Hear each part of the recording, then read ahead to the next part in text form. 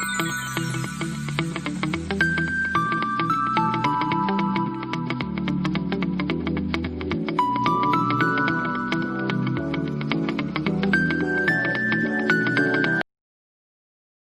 back to our Division of Decimals Maths video lesson, and this is part 3 or case number 3.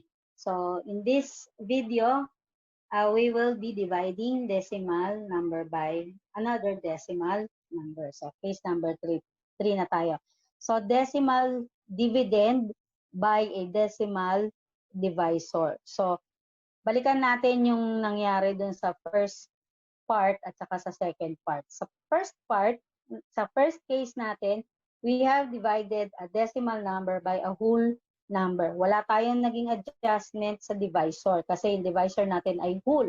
So, ang ginawa natin, ni-reflect lang natin yung decimal point dun sa quotient and then we proceed to division. Sa second part natin, nag-divide naman tayo ng whole number by a decimal number. So, ang ginawa natin, nagkaroon tayo ng adjustments doon sa ating divisor. Okay, sa divisor, we made it whole number. At kung ano yung adjustment na ginawa natin sa divisor, yun din ang ginawa natin sa ating dividend para hindi tayo magkaroon ng pagkakamali doon sa ating quotient. Okay, so in this case, yung case number 3, pagsasamahin natin yung dalawa. Okay? Yung pagre-reflect ng decimal point sa quotient at yung pag-a-adjust ng divisor into a whole number. Okay? So, pwede natin gawing 4 parts kaso ano naman yun extension na lang yung pang-apat. Basta sundan lang natin yung procedure nung pag-divide ng decimals. Actually, kahit na anong cases yan, ang uuwian lang kasi natin dyan, kailangan yung ating divisor ay whole number. Okay? So, let's have our case number 2. Decimal by decimal. Suppose we have 2 7/10 divided by 0.9 or 2 7/10 divided by 9/10. So, going back to our case number 2, dapat yung divisor natin, kasi uuwi tayo sa case number 1. Case number 3 na to. So, dahil case number 3 yan, kailangan daanan natin yung case number 2 bago tayo mauwi dun sa case number 1. Okay? So, first and foremost, our divisor is a decimal number. So we make necessary adjustments to the divisor and the dividend before we proceed to division. Okay? So ang adjustment na kailangan natin ay to make the divisor a whole. So make it whole. Ayun, oh. Okay, make it whole. Yung 0.9. So, how do we do that? We multiply this by a power of 10. So, ano nga yung technique na natutunan natin doon sa case number 2? To determine the power of 10 that you need to multiply to the divisor, excuse me, just to make it a whole number, you need to determine how many decimal digits are there. So, dahil isa lang naman, yung ating decimal digit, yung 9 lang naman, so ang gagawin natin, we multiply this with 10. Isa rin lang yung 0. Kung ano yung multiply natin sa divisor, imo-multiply din natin sa dividend. Okay? So, kailangan patas ang laban. So, we'll have 0.9 times 10, that's 9. And 2.7 times 10 is 27. Okay, so our new expression will now be 27 divided by 9. Okay, so 27, hindi na tayo mag-long division. What is 27 divided by 9? So 27 divided by 9 is 3. Okay, so ang lalabas dito ay 3. Ibig sabihin, 2.7 divided by 0.9 is equal to 3. Ito yung ating Okay? Actually, ito yung sagot natin. 3. So that's how you perform division of decimals with a decimal divisor and a decimal dividend. Okay, wala bang mahirap-hirap dyan, ma'am? Okay, medyo, syempre, level up tayo ng konti. Okay, suppose we have 2 and 805 thousandths divided by 3/10. Pwede na yan. 2.805 divided by 0.3. Again, our goal is to make this whole by multiplying it by a power of 10. Isang 0 lang kasi isa lang yung decimal digit natin. I-multiply natin yung divisor natin by 10. We also multiply the dividend by the same number, which is 10. Para hindi mabago yung kalalabasan, hindi makompromiso yung ating quotient.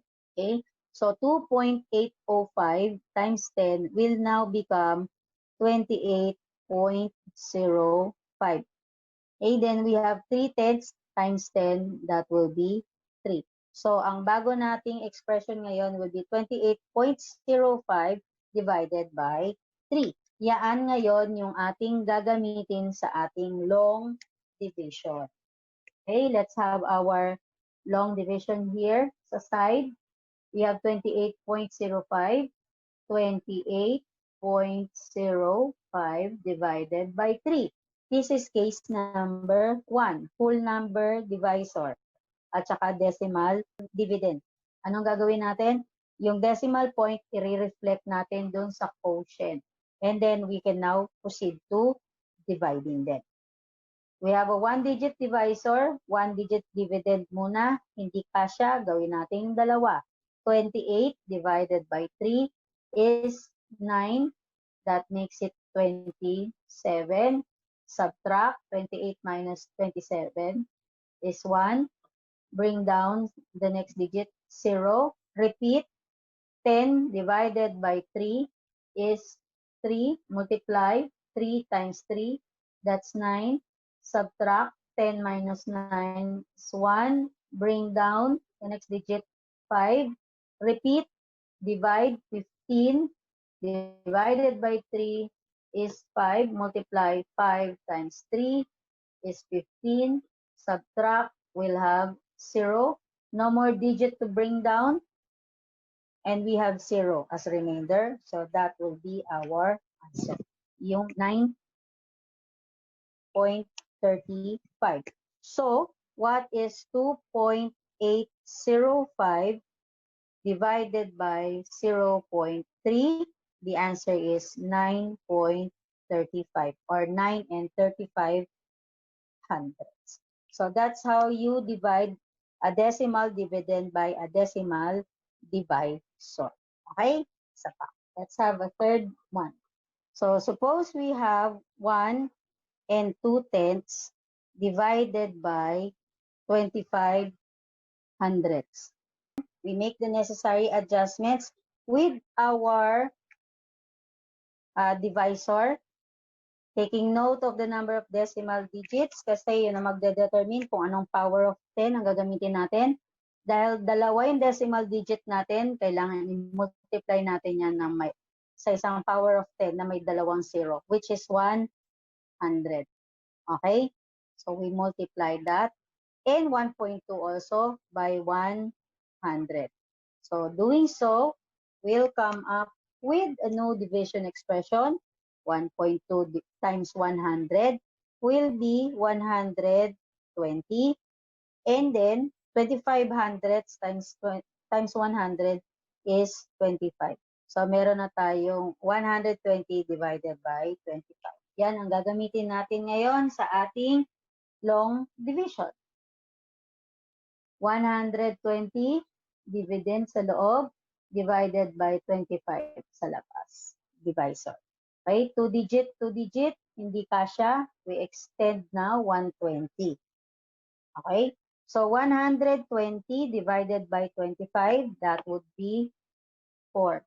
And 4 times 25 is 100. Subtract, we have a remainder of 20. Wala na tayong digit, pero meron pa tayong remainder, hindi pa tayo tapos. So, ano ang gagawin natin? Palitawin natin ang decimal point. Okay? Ang decimal point ng lahat ng whole number ay nasa dulo.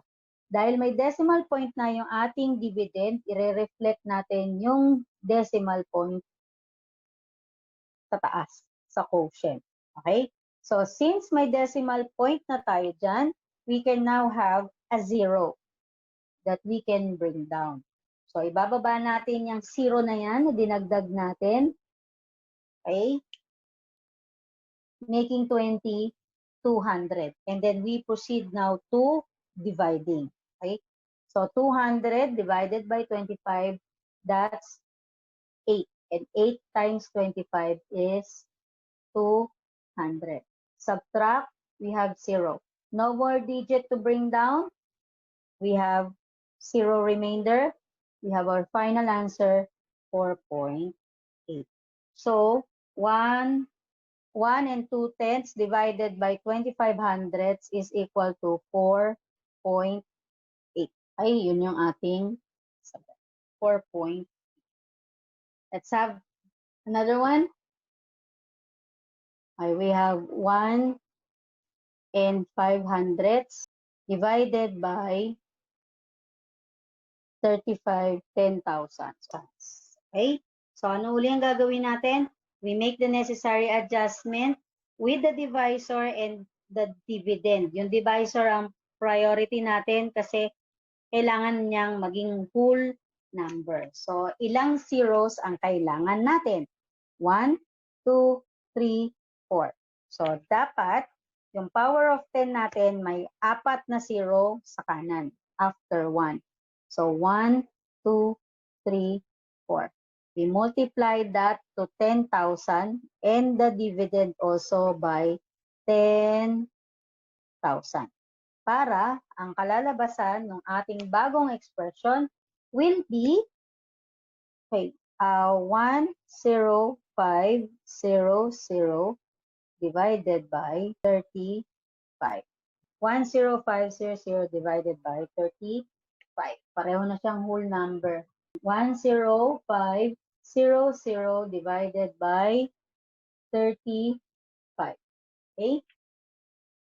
We have a 2-digit divisor. Start off with a 2-digit dividend. Pag hindi kasya, dagdag ng isang digit. So, 105 divided by 35. Ilang 35 meron sa 105? It's 3. Okay? So, 3 times 35 is 105. Subtract. We'll have 0. 0 na ito, yung ating remainder, at yung ibabagsak natin, puro zeros na rin. Okay? So, puro zeros na rin. Kung i-continue natin, yung ating long division, ang mangyayari niyang ganito. Tignan niyo maigi ha. So, we have 0. We bring down the next 0. So, 0, 0, 0 divided by 35. Oh, ulit ha. Okay, game. 105 minus 105 is 0. Dahil meron pa tayong dalawang digit doon, hindi na muna natin susulat yung 0 na pinalabasan. So, what we're going to do is to drop the next digit.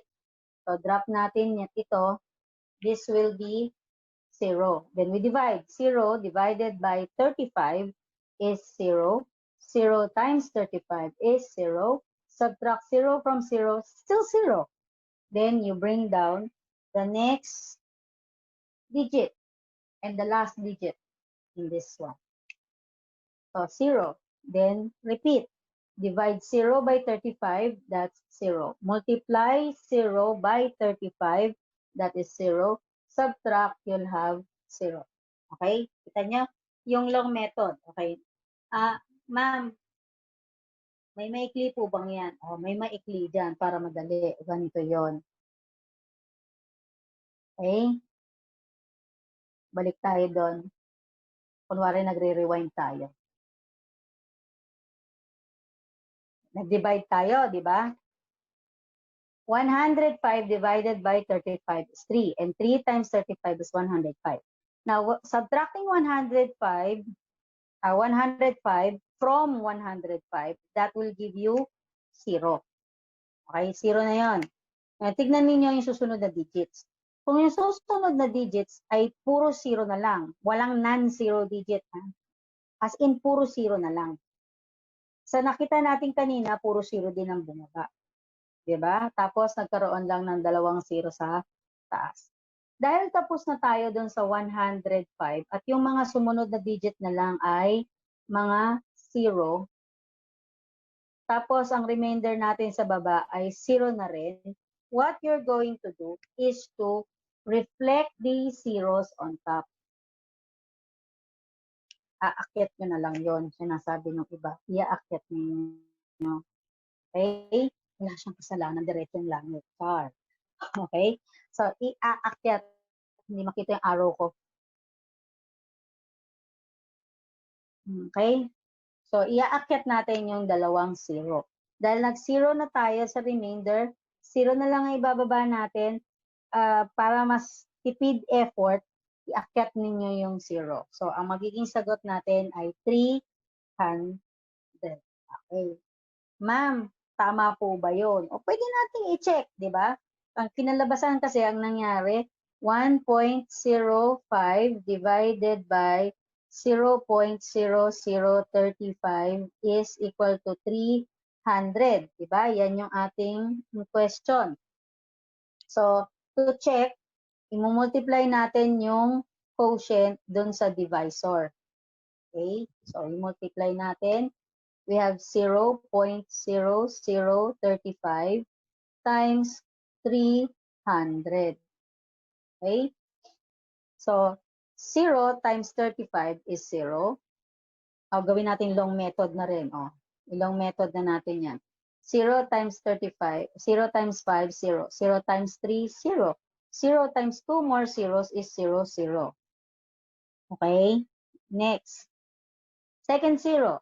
0 times 5 is 0. 0 times 3 is 0. 0 times 2 zeros is 2 zeros. Kuha? Okay, 4 yun eh. Then we have 3. 3 times 5, sa hilera nyo na yan. 3 times 5 is 15. Carry 1. 3 times 3 is 9 plus 1 is 10. And then 3 times 2 zeros is 2 zeros. Tama? So, wag na natin lagay yon. Then we add. We have 0, 0, 5, 0, 1. We count the number of decimal digits in our factors. 1, 2, 3, 4. Wala na doon. 4 lang. 1, 2, 3, 4. So that means our decimal point will be between 1 and 0. We can drop the 2 zeros, the last digits natin. So that means, ayun ang quotient natin. 1.05 or 1 and 500. So tama yung ating sagot na 300. So that's how you divide a decimal number by another decimal number. Okay, so if you want to go through again these videos, much better para na-practice ninyo yung sarili ninyo at saka mabalikan ninyo. Baka kung nagkamali kayo sa isang part, balikan ninyo. Pwedeng ninyo namang balik-balikan yung mga videos. Kasi ma-practice ninyo yung sarili ninyo para hindi kayo nalilito. Madali lang ang math. All you need to do is to make practice a constant part of your life. Diba? Practice makes perfect. Just like any other skills, you need to practice constantly to make it nearly as perfect, if not perfect. Okay? So that's all for now. Please do subscribe to my channel and hit the notification bell so you can get updates whether I have already a new video regarding our maths lesson. No? So God bless and thank you. Bye.